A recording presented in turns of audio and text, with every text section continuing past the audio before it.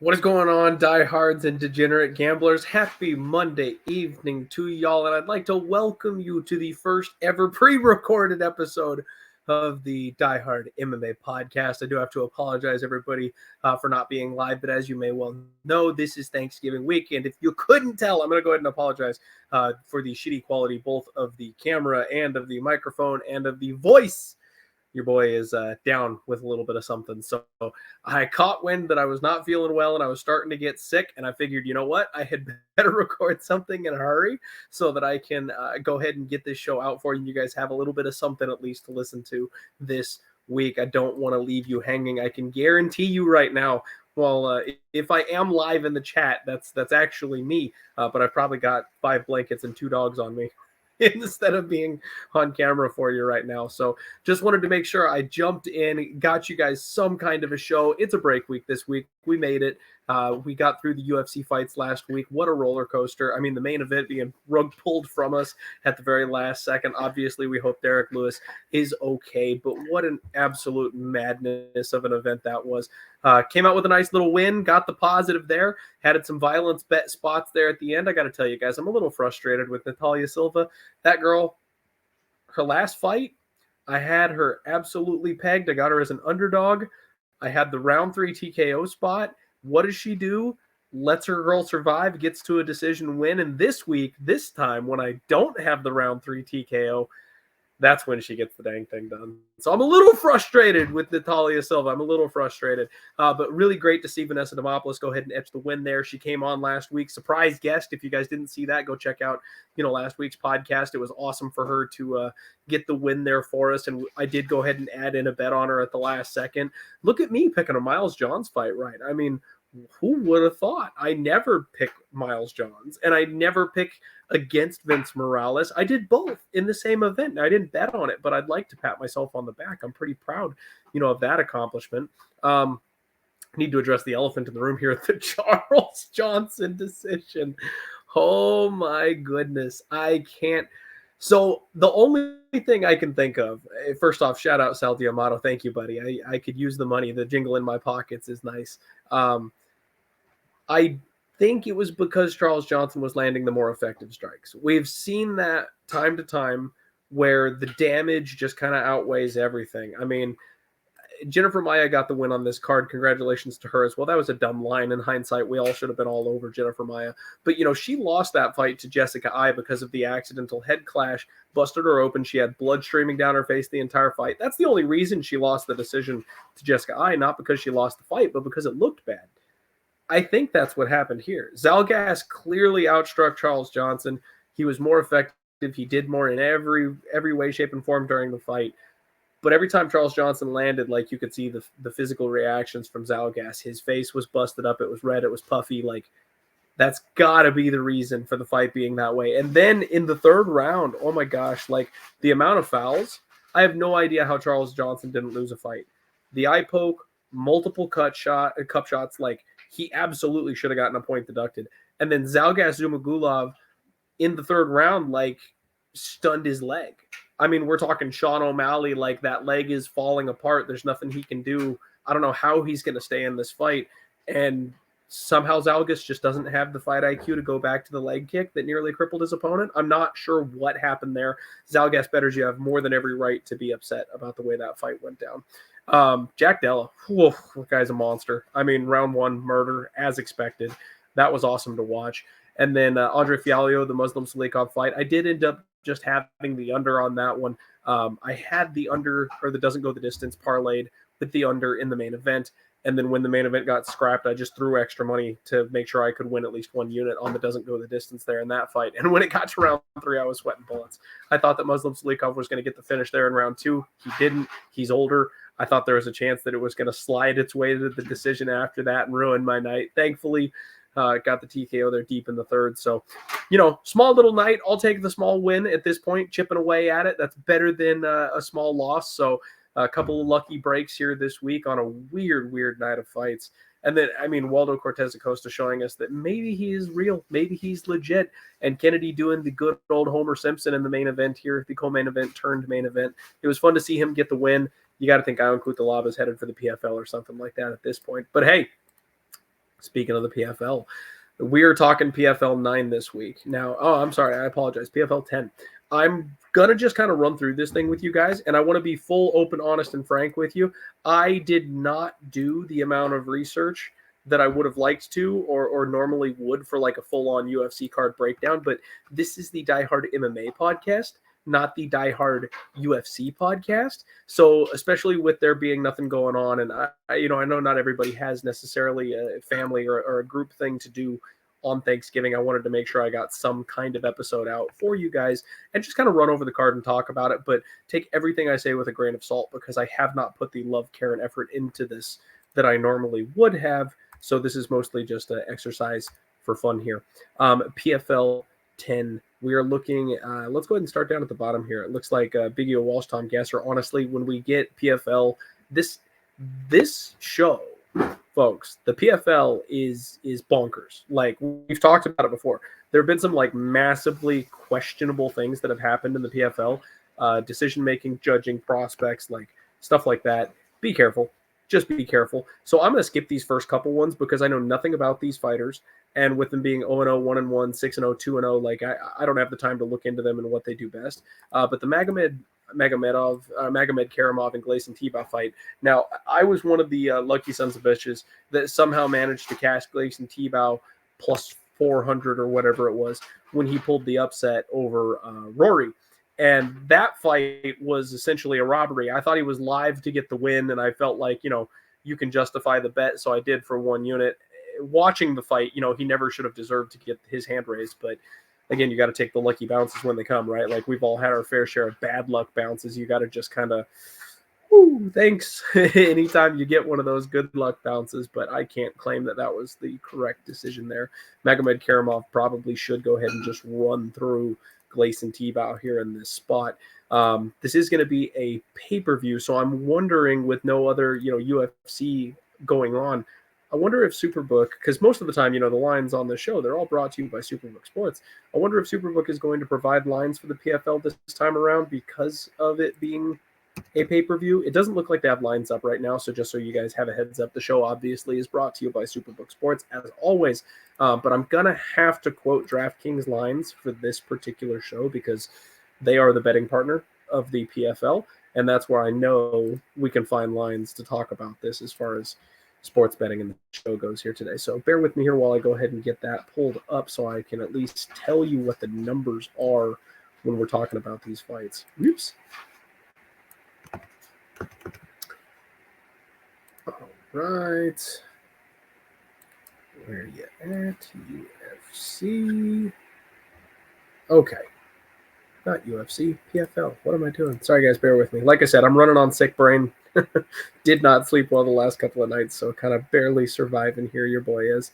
We've got Magomed Karamov minus 410. Gleison Tibau is plus 330, and that makes sense to me. That absolutely makes sense to me. It seems like Magomed is probably just going to go ahead and run away with this one, and I wouldn't expect Gleison Tibau to do much besides survive. You look kind of at what Magomed does, and he's your classic Russian Magomedov. The one loss that he did have was against Ray Cooper, and I think extremely highly of Ray Cooper. But besides that, he's mostly a submission and decision machine. If you remember the last couple fights he has, his Chris Curtis win, stuff like that. The Sadabusi fight, like, he just mat returns people constantly. The one thing Gleison Tibau is durable. He's one of these ageless Brazilian wonders where lots of decision losses. Now, Gilbert Burns did choke him out, but that was in a grappling contest. He went on a pretty bad run in the UFC, so he could get ground and pounded. But I would be looking at Magomed in parlays. I would be looking at Magomed, if you want to play inside the distance, maybe the late rounds or by sub, something like that. But I probably think that Gleison Tibau at least puts up a fight and hangs around. Nathan Schulte taking on Jeremy Littlehaven Stephens. This is a fun fight, but Jeremy Stephens just seems to be like he's kind of at the end of his run. He finally broke the skid. He did get his arm raised in his last fight against Miles Price, but that was such a close fight. I think I live bet Miles Price in that fight.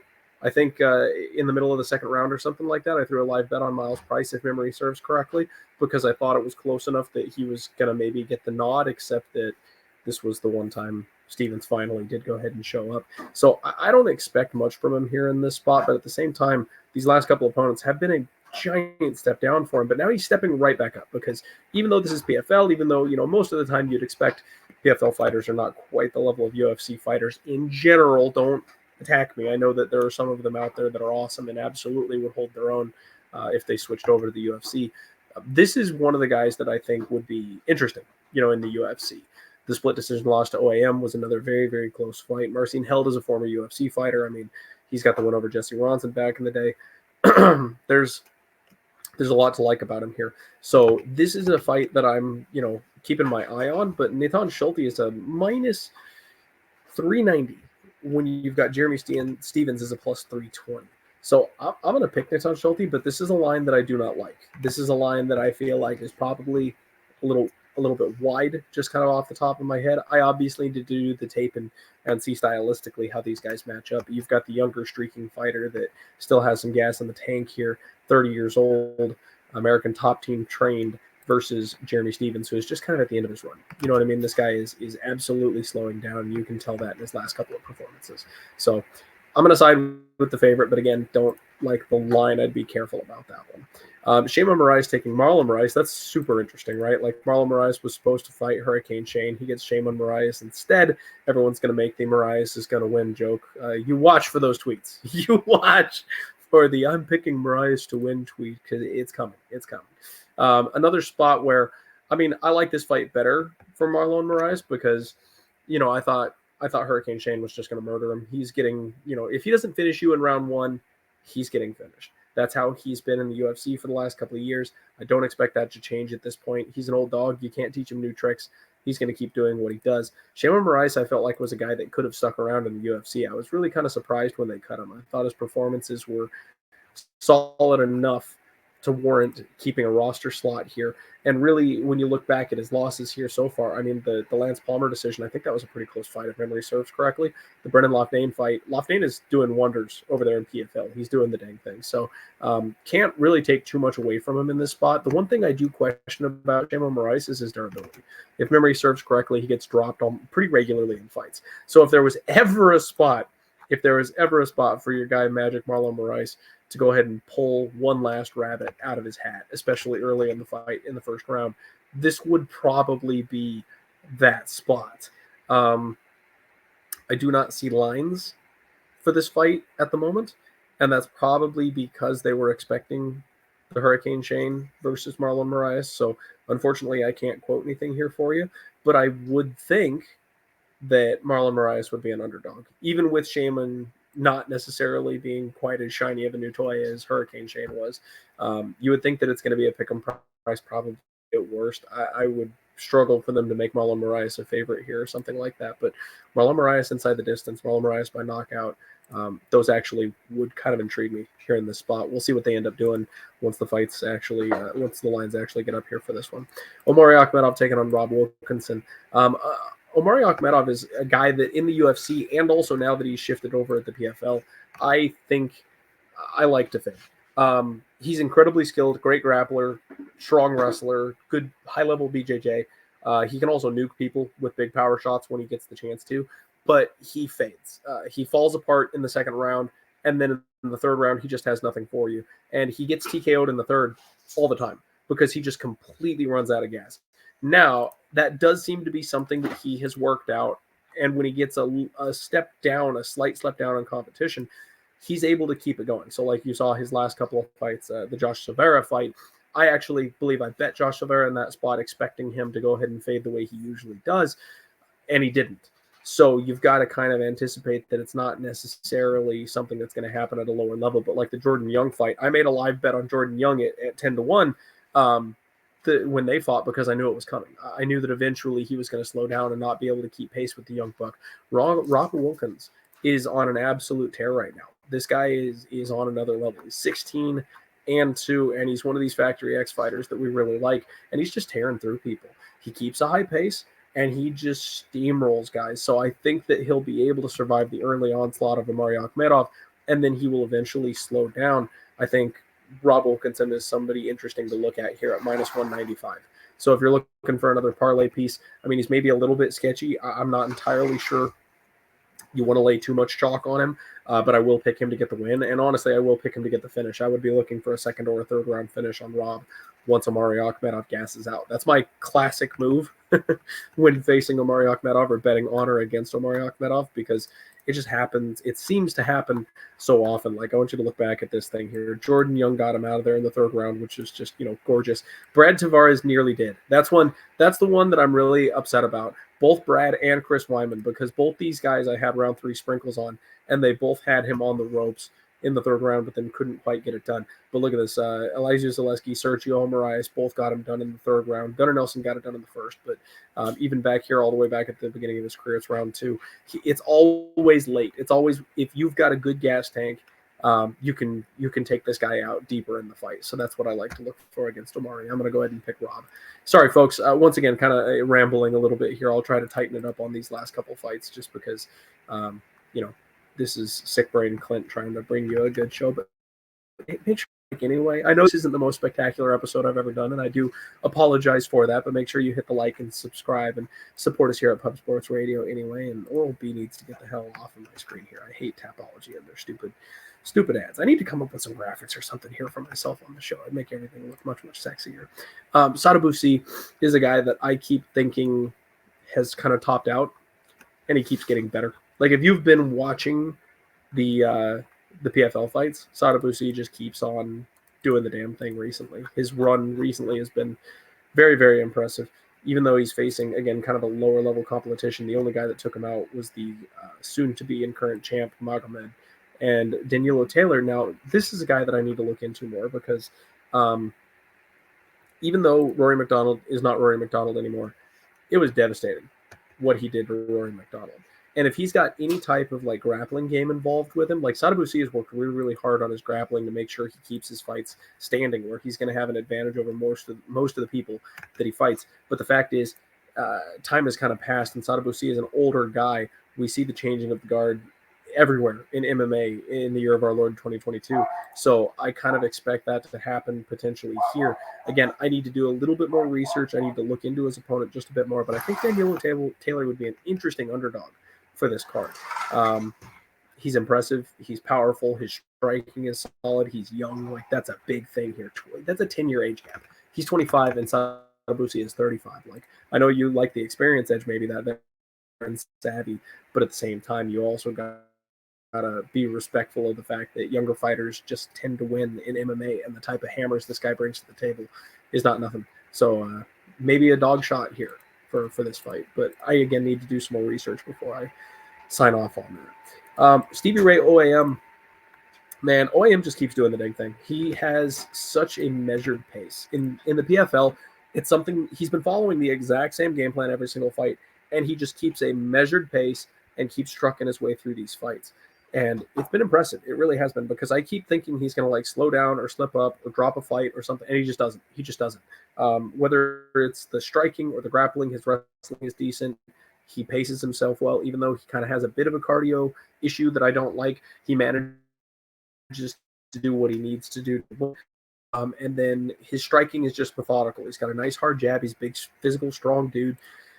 His opponent, Stevie Ray, here, though, I made a tweet that Stevie Ray, something to the effect of OAM basically going to fumble the bag at the final on this one, because Stevie Ray was able to get back-to-back wins over Anthony Pettis. Now, I really thought that Pettis was going to win this fight. The rematch had me extremely impressed with what he was able to do. Anthony Pettis kind of thought that it was the tournament structure. He already knew he had a slot in the tournament, so he didn't really care about that one. Took a easy payday and got home quick, but he would show up in the second fight. That didn't happen. Anthony Pettis is done. He's done at this point.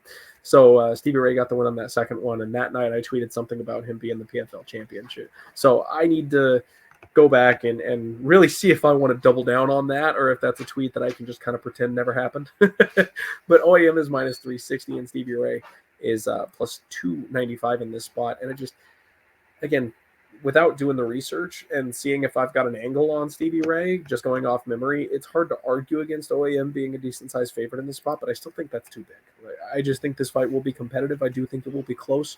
But if Stevie Ray has a tendency to like gas out or slow down, OAM won't be in danger once he starts to gas out and slow down. He will just still be able to methodically chip away the way he has been his last couple of fights. So, again, put a pin in it. Maybe an interesting underdog there.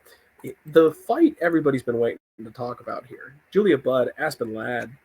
Aspen Ladd making her PFL debut. And this is super interesting because she's a decent-sized favorite, especially after everything that's happened in the UFC, taking on 16-4 Julia Budd, who's been one of these semi-homegrown prospects here for the PFL. Budd is a plus 185 underdog. Aspen Ladd is a minus 215 favorite. And I think some money has come in on Budd because if I remember correctly, Aspen Ladd was like a minus 250 or something like that a couple of days ago. Julia Budd's old. That's kind of the big thing to me. Julia Budd is old. Now, having said that, she's one of these weird fighters where you can't quite get a grip of where she's at. She did lose to Ginna in her last fight. She was 4-2 coming into that, which I was like, okay, like if anybody's going to just like roll through this chick because she's got no experience, it's going to be her. But her quality of opposition is low, so low. She's on an absolute tear, but the only people that she's really lost to were the greats. Rousey, Nunez, Cyborg. Like, she's got a hell of a resume. And now she's fighting Aspen Ladd as a big underdog, and I love Aspen Ladd. And I was ready to bet her in her last fight before she came into the UFC. I thought she had maybe sorted her issues out, and she was motivated and ready to go. She shouldn't have any weight issues in this fight, but at the same time, I also think there's a chance that she's going to be smaller than Julia Budd, and that might be a problem. This is a live bet spot for me. I want to see what Aspen Ladd looks like. I want to see how she sizes up in there. We might have like another comeback Banshee from hell type of fight from Aspen Ladd where she starts a little bit slow. Maybe she's, overpowered a little bit and then pulls a Yana Kunitskaya fight and comes back and just like wrecks her deep in the third round or something like that. So again, I don't want to trust her at minus 200. That's not the number I want to play on Aspen Ladd, but I do think she should have everything she needs to take out Julia Budd. A lot of this is going to come up to size and strength for me because that's Julia Budd's thing. She just kind of overpowers her opponents and then holds them. There's not much of a threat. You know what I mean? She doesn't tend to – I don't think she finishes very many people. No, she's a decision machine. I guess she's got some ground and pound going on, but yeah, mostly decisions here. I definitely am going to side with Aspen Ladd here in this spot, but I also think that Aspen Ladd probably loses that first round at a decent clip. So if they give live betting to us, maybe we jump in on Aspen Ladd after round one. If you're doing like the parlay thing, I guess I'm still picking her to win. I also would probably pick her to win in that third round, maybe another late finish, a TKO, because, and again, I'm going off memory here. I'm sorry, guys, but I think Julia Budd's last fight, she looked like she was really falling apart deep in that fight. Like I said, she's 39 years old. She's not getting any younger. She's getting older. You see the durability start to chip away. You see the gas tank start to chip away. If she slows down at all, Aspen Ladd is the type of girl who we know can push a third round. We know she can force her way back into it. We know she can get the win if she needs to, even deep in a fight. So we'll pick Aspen Ladd. The line is weird. Now, Ante Delija taking on Mateo Scheifele.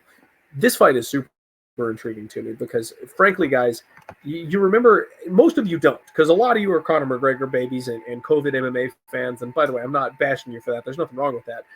But my OGs, the people that remember when the UFC heavyweight division was so thin that Randy Couture just was like, hey, Dana, I'm going to move up to heavyweight. He was not a big 205er. He was not a big light heavyweight. And he was just like, I'm going to go up to heavyweight. And it was like, why? And he's like, because it's trash. I'm going to run through these guys. And he took the damn belt. Like, he beat everybody in the UFC heavyweight division because there was nobody there. And it was essentially a paper champion because the level of competition was so low. That's what the PFL heavyweight division is. I know that they like to talk about these guys being live on any given night in the UFC. These guys would get thrashed in the UFC. These guys would get absolutely murdered if they came over to the UFC. And I'm sorry, but that's just facts.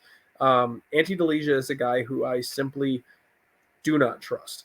He's already, I think he's 33. Let me check that. 32. He acts like he's 38. Like, he seems like he's got miles on him, even though he's relatively young. And I know he's coming off of that first round TKO over Renan Ferreira, but let's be real. Renan Ferreira got exposed in his last fight. He has no ground game, no ability to defend the takedown.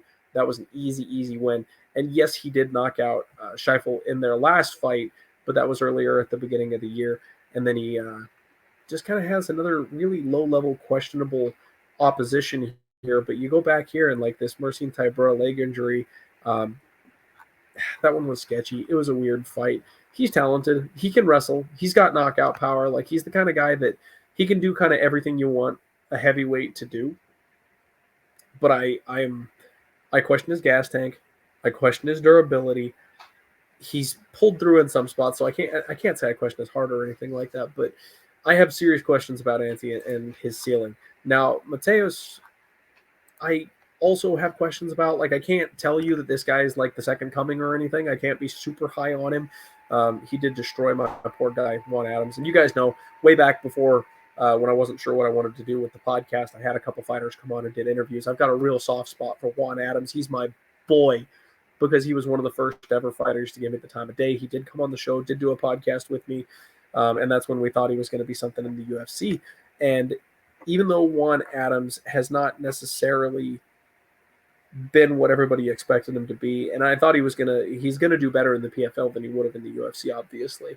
But when they lined these guys up, this is one of those spots where I was terrified. Like, his last fight, Juan Adams and Matteo Scheifele, I was like, why are they doing this? This is not good. Like, I rooted for him. I wanted to win $1 million, but I knew it was bad news. He got TKO'd in that last fight. But what we've seen from Mateos, especially since that last Ante Delija fight, is that he has a pretty good pace. He's got a decent, wrestling defense game, a decent get-up game. Ante probably can still expose him there since, it's only been less than a year. But you got to think that's something this kid is working on.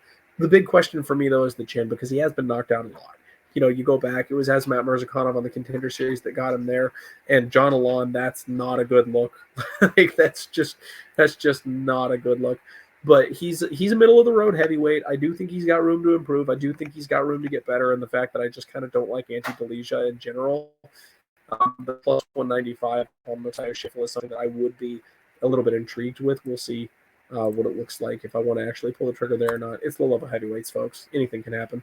Brendan Loughnane and Bubba Jenkins. This is a great fight.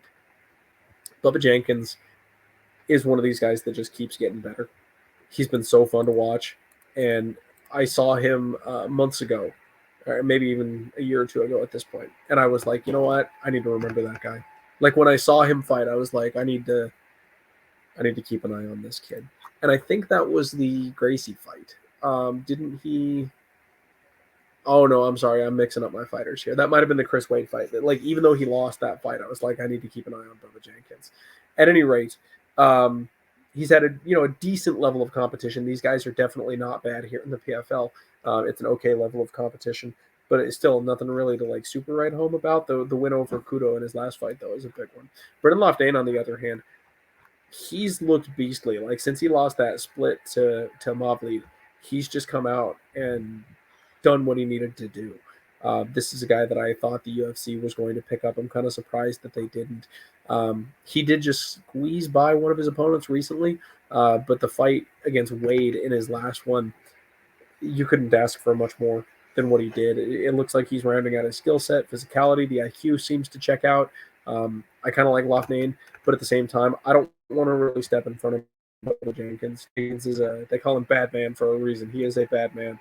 This is a very competitive fight. Loughnane minus 170, Bubba Jenkins plus 145. And I think I might call for the upset again. I think I might side with Bubba Jenkins here on this one. Like I said, if I have time, with it being, holiday week and seeing family and all that kind of stuff, if I have time, I'm going to do some more research, and I'll probably put some kind of card together as far as betting wise goes on this one, because it's UFC on a Friday with a day off, nothing going on. Why wouldn't I? So I'll probably end up having a couple of bets or something. You guys know me, but don't know how deep I'm going to go into it with it being the holidays. I'll be with my family doing all that good stuff. Kayla Harrison, Larissa Pacheco, like what's there to say about this one? Kayla Harrison is the smallest favorite she has been in forever. She's only minus 580. I mean, if you want to talk value, folks, that's value because Kayla Harrison is always 20-1. Like, she's just a monstrous favorite over everybody she ever fights. Her being minus 500 is a sign of respect to her opponent, Larissa Pacheco here. I like Pacheco. She is a monster. Now, she's far more of a striker than she is a grappler. Her ground and pound is so freaking nasty. Oral B, get off my page. Harrison's been the only one to be able to take care of her. But I also think that there is some serious chance that, I don't know. You guys know me. I like an underdog. I like a spoiled story. I like an upset. Larissa Pacheco is only 28 years old. And that fucking hell, this Oral B thing will knock it off my screen. I know Kayla Harrison is just a beast, and she's only 32, and she's training in one of the best gyms in the world with great training partners. But if anybody was going to do it in the PFL, if anybody was ever going to have a shot to upset the apple cart, it would be Pacheco here. I'm going to be rooting my ass off for Pacheco, mostly because she's, fun and entertaining. I like her style. I like the knockouts. I like the ground and pound. And I'm also tired of seeing Kayla Harrison smug face on, like, literally everything. I think Kayla's set for, like, a Ronda Rousey fall. Now, it's obviously she's far more well-rounded, and she learned the lessons that Ronda didn't, and she's going to be more successful longer because of that. But we also are seeing the big fish in a small pond thing, where I do think she's one of the greatest fighters in the world. Don't get me wrong. She absolutely is. She is one of the people that would transition over to the UFC and do quite well. Maybe after this tournament, we finally get that UFC versus PFL, because I think she's already said this is her last PFL tournament. I don't believe she's going to go back to them after this one. So maybe we'll get that fight. Maybe we'll get some answers after this. But I would love to see what she can do against more stiff, higher quality competition than she's had to face. I mean, her last fight where she got the win and because the ref basically stepped in to, like, save the girl, where it was like she wasn't even hitting her, and the ref was just like, no, we don't need to see this. Like, just hand her the $1 million. I will be rooting hard for Larissa Pacheco to get it done. Now, the other thing on that, though, is that it's highly doubtful Pacheco wins this thing by decision, right? More often than not, if she's going to surprise and pull the upset, she's going to finish her. So I'd be looking at the inside the distance props. If you want to throw that dart, if you want to roll those dice, if you want to take that chance on the underdog, probably look for a finish, because I don't think she can beat her up and win a decision over time just with that grappling advantage. But if you also want to parlay and anchor someone like Kayla Harrison, like I said, minus 580 is massive value, because this woman is always minus 12 to 14 to 20 to 1, something like that. Like, you're never going to get this kind of number on her. So I don't mind if you want to just anchor your chalky parlays in the PFL to Kayla Harrison, and then you've got an easy hedge out at plus 450, plus 500 on Larissa Pacheco to lock up some cash if you want to play it that way. Folks, I do again want to apologize. Your boy is sick. I tried to do what I could here for you to make sure you got some kind of a show. Audio listeners, also thank you guys for hanging with me. Sorry for the technical difficulties last year. Something went wrong with the feed. I had to replace the audio from last week's episode after it uploaded incorrectly. So thank you all very much for bearing with me. I'm glad we're going into the break week off a little win. That gives me a little bit of hope. We've only got a couple cards left for the year. I've got some fun ideas for some of the off weeks, break weeks that we're going to have coming up over the holidays, because there's just not as much UFC at the end of this year. I'll find ways to fill some airtime with you guys and still have a couple of episodes. I may take a week or two off here or there, obviously, because, I want to break and I want to enjoy the holidays with my family, obviously. So thank you all very much for the love and support. Shout out to you guys, the OGs that are always around. My guy, Michael Lunday, I got to give a special thank you to him, because he's always supporting me every single week and sends awesome, nice messages, even when I'm doing, shit and need to be picked up. And, guys like, Goalie Zero and Evan from the chat. I know you guys are here. Dream, my guy D. And I'm not even, I'm not looking at a list of your guys' names, so there's much more of you that deserve the shout out and stuff like that. So I do apologize for not naming everybody, because I can't off the top of my head, but you know who you are if you're in this chat week in and week out. I appreciate the hell out of you guys. Have a happy Thanksgiving. Everybody, if you're celebrating, travel safe.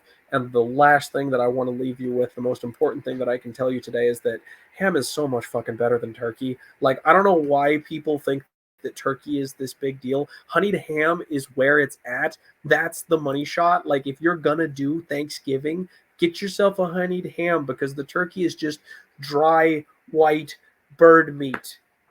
Ham is better than turkey. Have a wonderful week, everybody. Good luck on all your degenerate action this week. Let's go. Oh, and you know what? I know the Minnesota Vikings just got absolutely shelled by the Dallas Cowboys. It was embarrassing. It was difficult to watch. But on Thursday, we're going to rip the shit out of the Patriots. So you watch. We're coming right back, folks. Vikings on top this week. Calling it right now. Have a great week.